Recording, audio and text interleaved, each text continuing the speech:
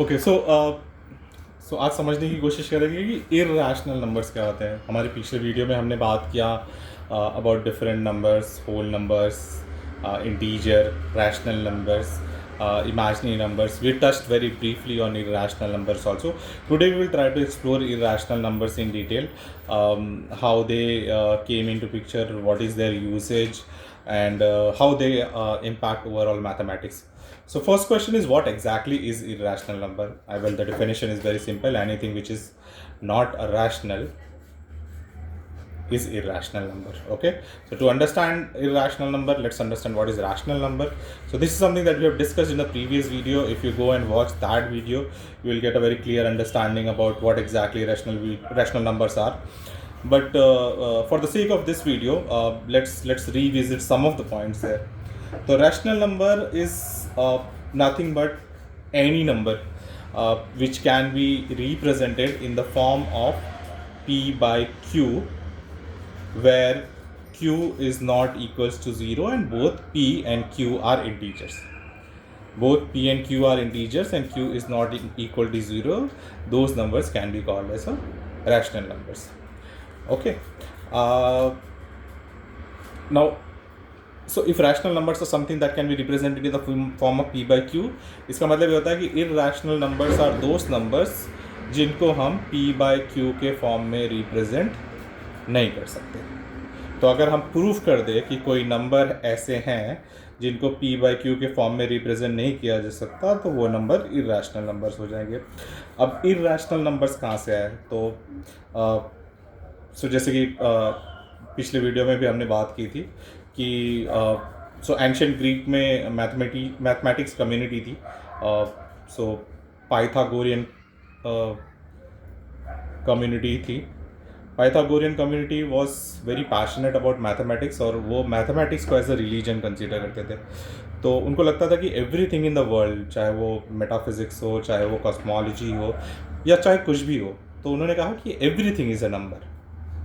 Okay, तो जब वो नंबर कहते थे तो उनका मतलब होता था कि everything can be represented in the form of P by Q.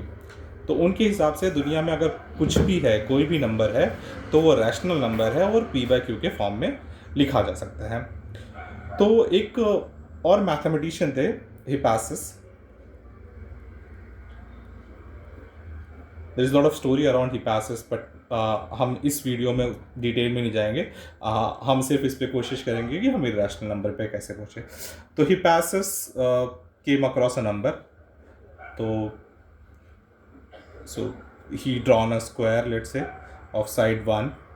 तो अगर हम इसका डायगोनल कैलकुलेट करेंगे यूजिंग पाइथागोरस थ्योरम, तो डायगोनल इज √2. नाउ √2 को हिपासिस को लिखना था in the form of p by q. तो he tried a lot of methods, 1/2, then 5/2, 7/5, 5/3. So he tried a lot of numbers like this. How can I make sure that √2 can be written in the form of p by q? But he couldn't find a ratio. तो उसके बाद हिपासिस ने क्या किया? उसने बोला कि अगर √2 रैशनल नहीं है, इसका मतलब ये इरैशनल है. तो उसने क्या किया कि हम इसे प्रूफ करेंगे कि ये रैशनल नहीं है. तो how he has proof, that's very interesting. तो अब हमें प्रूफ करना है कि √2 जो है वो इरैशनल नंबर है. तो इसका मतलब ऐसा होता है कि √2 can not be written in the form of p by q. Okay.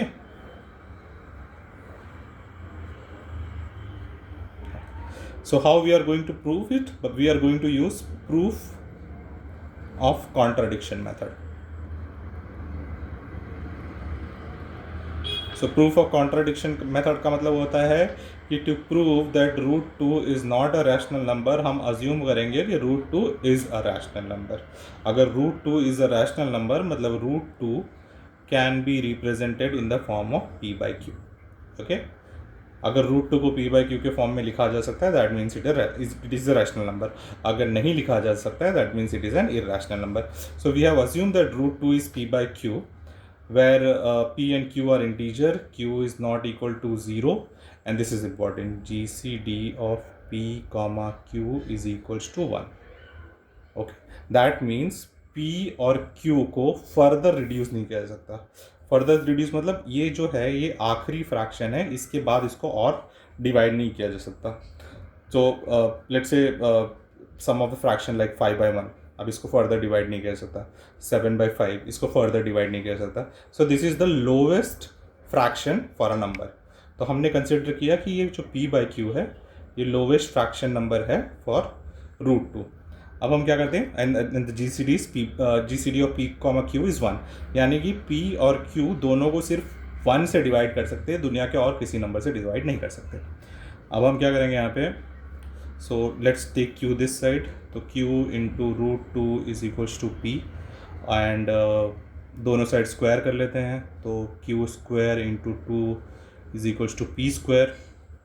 Differently लिख देते हैं थोड़ा सा, 2 इंटू q square is equals to p square. अब इस स्टेप पे हमने प्रूव कर दिया कि p जो है वो इवन है. q इवन है, any number multiplied by 2 is an even number. Okay, तो अगर p इवन है तो p could be 2a, any number multiply by 2 is even number.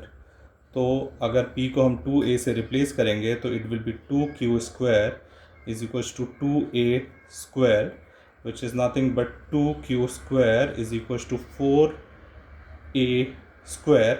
और अगर मैं q square is equals to, इसको 2 से डिवाइड करेंगे हम, तो it is equals to 2a square. अब यहाँ हमने प्रूफ कर दिया कि q is even.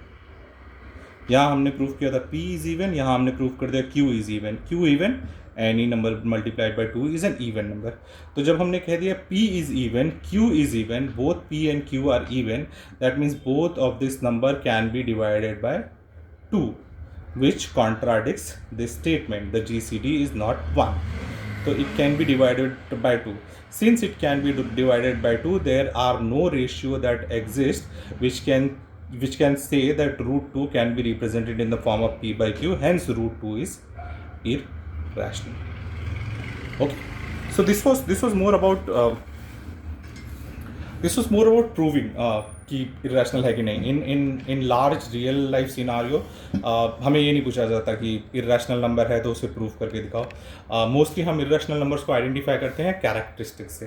तो कैरेक्टरिस्टिक्स क्या होते हैं irrational नंबर के, आइडेंटिफाई कैसा किया जाए. सो एक कैरेक्टरिस्टिक तो बहुत ही क्लियर जो हमने की, they will never be able to be represented in the form of p/q. हम उनकी रेशियो नहीं लिख सकते हैं. ठीक है. दूसरा कैरेक्टरिस्टिक ये है कि any square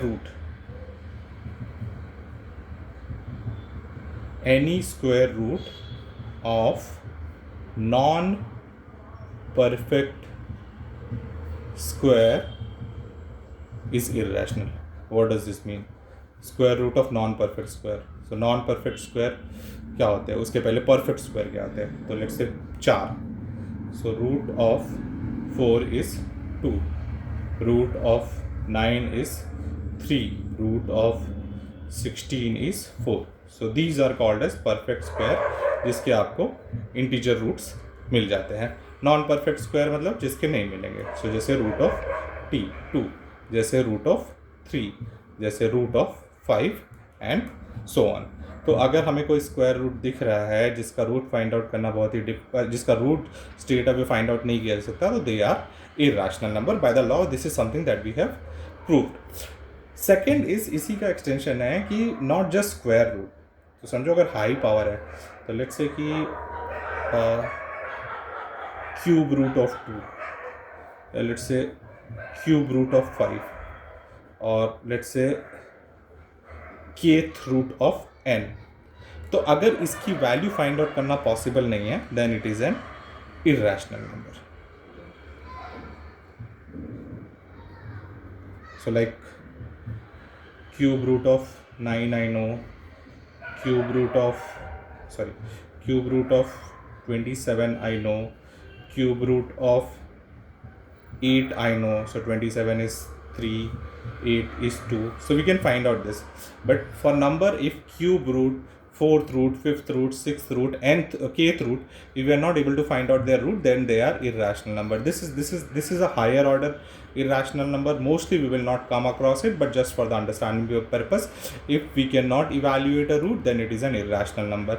If by seeing the number you are not able to identify whether it is an irrational number or not, you can use the same formula that we have used for root 2 to identify whether this is an irrational number or not.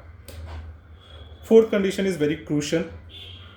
This is based on decimal. So if there is a number which has 7921, so which has a number like this, where the numbers after decimals are infinite, first criteria, and second, they should not be repeating. Okay तो अगर इसको दूसरे term में कहा जाए तो non terminating and non repeating. Okay so इसका उल्टा, जैसे इसके करस्पॉन्डिंग रैशनल नंबर अगर हम देखने जाएंगे तो टर्मिनेटिंग जैसे कि 1.25, ये रुक गया है यहाँ पे नंबर, 0.5, 3.75, ये नंबर्स जो हैं ये सारे जो हैं ये रैशनल नंबर हो जाएंगे क्योंकि ये टर्मिनेट हो रहे हैं. रिपीटिंग का मतलब होता है कि लेट्स टेक एन एग्जांपल कि 1.375375, तो अगर ये इस तरह से रिपीट हो रहे हैं नंबर्स, इनका मतलब ये है कि ये रैशनल नंबर है. तो अगर टर्मिनेट नहीं होगा, रिपीट नहीं होगा, then only it will be called as irrational number. A perfect example is pi is equals to 20/7. ये correct नहीं है. This is an approximation. Pi is approximately equal to 22/7 and its value is 3.14 and so on. So this is like indefinite. This never gets terminated. So this is what irrational number is. You can prove it. You can identify it. And yeah, if you want to understand more about real numbers and imaginary numbers, you can watch the previous video. That will also give an idea about how this number system behaves. Thank you so much.